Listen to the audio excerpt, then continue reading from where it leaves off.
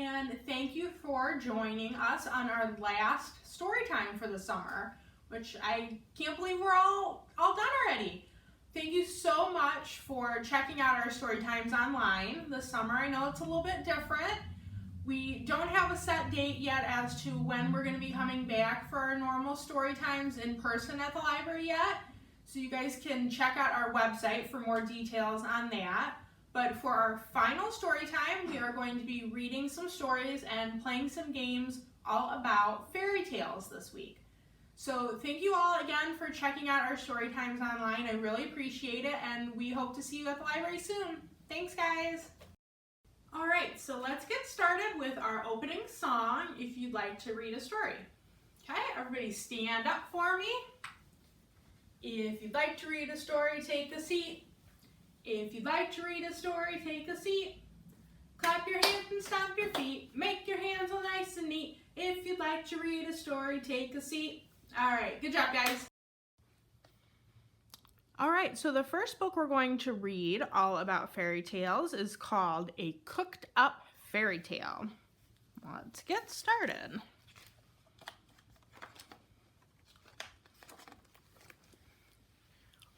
Although William lived in the magical land of fairy tales, he preferred pastries to princesses, kitchens to kingdoms, and recipes to the royal reporter.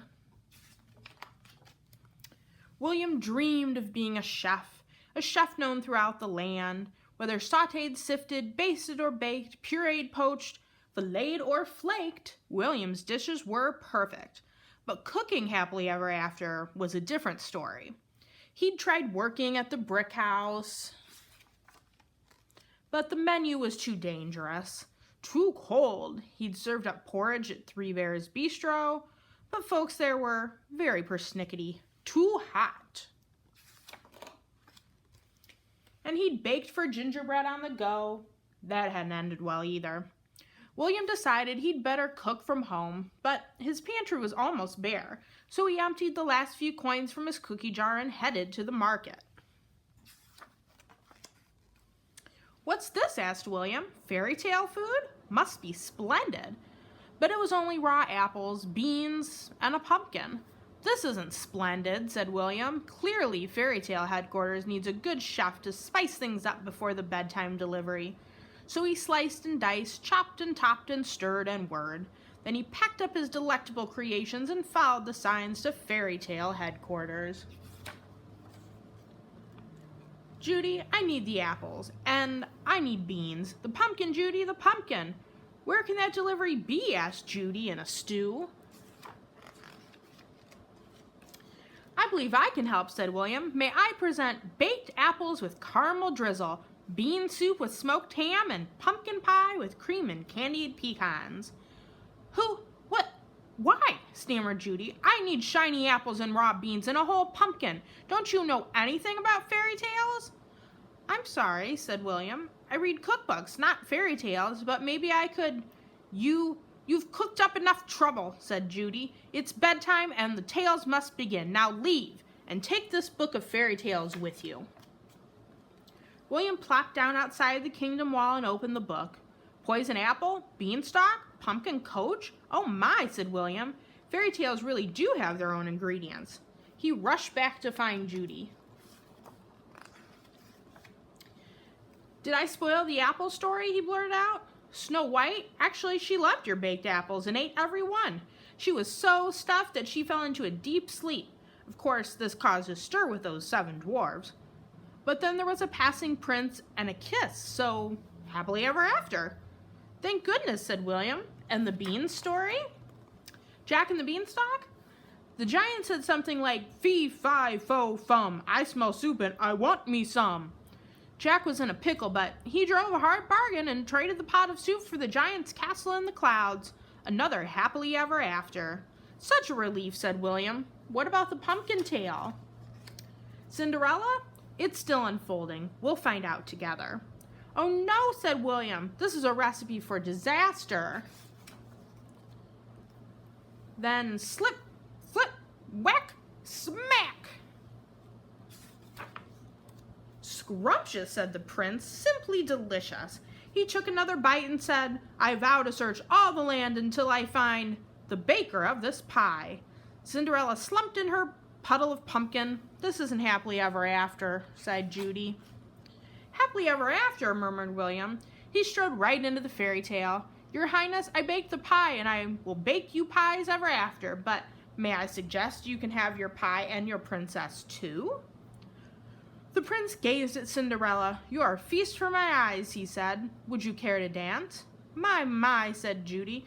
"It looks like you've cooked up another happy ending."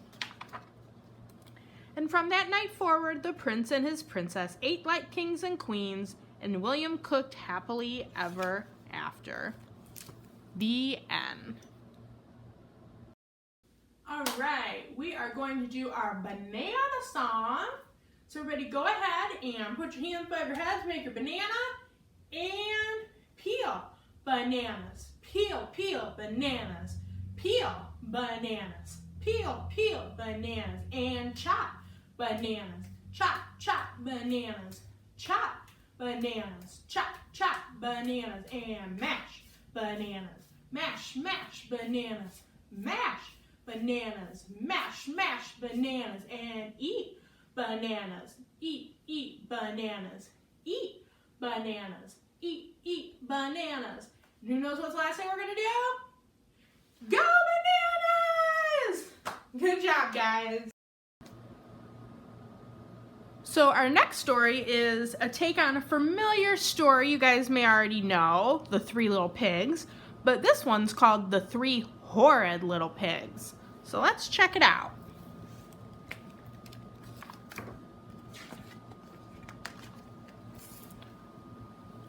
Once upon a time, 3 horrid little pigs lived with their mother in a tiny house. The little pigs were very bad, and they drove their mother crazy. "I've had enough of you pesky pigs," she told them. "It's time you moved out and made your own way in the world." So she packed their bags and sent them away. Out! The first horrid little pig came across a big pile of straw. "This straw is perfect for me to build my house," he thought. But the little pig was lazy, and he didn't make his straw house very strong at all. Luckily, a big friendly wolf, who just happened to be a builder, was passing by. "Good grief," said the wolf, "what a mess that house is. I'll see if I can help." Little pig, may I come in?" asked the wolf. "No way," shouted the pig. "Not by the hairs of my chinny chin chin will I let a wolf in. Put one paw on my house and I'll huff and I'll puff and I'll kick you out." "I only wanted to help," said the wolf sadly, as he went on his way. The second horrid little pig found a huge pile of twigs. "These twigs will make a great house for me," he thought. But the little pig was even lazier than his brother, so the house was a disaster. When the friendly wolf saw the terrible tangle of twigs, he thought, "Oh no, that house is an accident waiting to happen. I'd better help." Little pig, may I come in?" asked the wolf. "Get lost," shouted the rude little pig. "Not by the hairs of my chinny chin chin will I let a wolf in. Put one paw on my house and I'll huff and I'll puff and I'll throw you right out." "I'm sorry," said the wolf. "I only wanted to help." "Move it, Wolfie." The third horrid little pig was so lazy, he couldn't be bothered to build a house at all. So he found a nice chicken coop instead and moved in. The friendly wolf just happened to be nearby. "Oh my," he thought, "those poor chickens, I must speak to that pig." Little pig, may I come in?" "Scram," shouted the pig. "Not by the hairs of my chinny chin chin will I let a wolf in. Put one paw on my house and I'll huff and I'll puff and I'll—" "Hold it right there," said the wolf. "This isn't your house, it's the chicken's house." "Who cares?" said the little pig. "Now go away, all of you." What a horrid little pig he was. So the kind wolf invited all the chickens back to his house, which was built from bricks and very strong indeed. Meanwhile, the house built by the first horrid little pig... looks like cows are eating up his straw house, was being eaten by a herd of hungry cows. The house built by the second horrid little pig was being pulled apart by a flock of angry birds. And the third horrid little pig was being pecked by a rooster and went wee all the way back to his brothers, which was just what the rooster wanted. Now none of the pigs had a home, but the wolf did, and it looked warm and cozy. This house would be perfect for us, said the horrid little pigs. So they waited until dark, then they climbed onto the roof and began to slide down the chimney. The wolf heard the horrid little pigs, so he got out a great big pot of boiling soup. You must be hungry, said the wolf. He really was the sweetest, loveliest wolf ever. The friendly wolf let the pigs stay, and after a while they stopped being lazy, horrid little pigs, and learned how to build a sturdy house made of bricks, which was big enough for everyone, and they all lived happily ever after. The end. So what'd you guys think of that little different take on Three Little Pigs? This time the pigs were not so nice, but the wolf was. So since we just wrapped up reading The Three Horrid Little Pigs, I thought it would be a good idea to go back to the classic story of the Three Little Pigs and play a game based on that. So we know the pig siblings were a little rowdy and Mama Pig was getting a little tired, so she told them it was time for them to move out. And we know when it came to building their houses, they were a little bit on the lazier side. So our first pig found some straw and thought, well, that'd be a great thing to make a house out of. So he built his house made of straw, and he looks like a pretty happy little pig there, I'd say. Well, the big bad wolf came along and, well, we all know how that went. Said, I'll huff and I'll puff and I'll blow your house down. And what do you know? The house, it didn't withstand our big bad wolf because it was made of straw. And his little house was no longer standing. Our next pig sibling, who was just as lazy, found some sticks and thought, well, I'll build a house out of those sticks. So he built his house made out of sticks, and he was a happy little pig. Until the big bad wolf came along again and said, I'll huff and I'll puff and I'll blow your house down. And because the house was built out of sticks, what do you think happened again? You got it. He blew his house down into just a pile of sticks.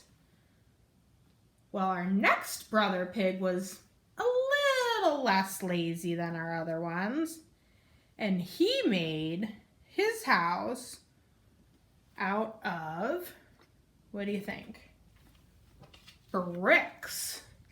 That seems like that might be a little bit stronger. What do you say? So he built his house made of bricks, and he was a happy little pig. Well, then our big bad wolf friend came along again, and what do you know? I'll huff and I'll puff and I'll blow your house down. Well, this house was made of bricks, and this house was not going anywhere. So our big bad wolf friend decided, I think I'll go down the chimney and try to get in the house that way. So he went down the chimney and, uh-oh, the pigs had a boiling pot of water on the chimney stove, and our big bad wolf friend went right in it, just like a big hot tub. And it didn't end so well for our wolf friend. And the pigs all gathered around their bonfire, making their s'mores, without a care in the world, including the big bad wolf, and lived happily ever after. All right, so now we're going to do our rocket song, which I know everybody loves. So we're going to put our hands together, make our rocket, and zoom, zoom, zoom, we're going to the moon. Zoom, zoom, zoom, we're going to the moon. If you'd like to take a trip, climb aboard my rocket ship. Zoom, zoom, zoom, we're going to the moon. In 5, 4, 3, 2, 1, blast off! Good job, guys. Our final story today is called The Sky is Falling, which is a take on Chicken Little, if you're familiar with that story. All right, let's get started.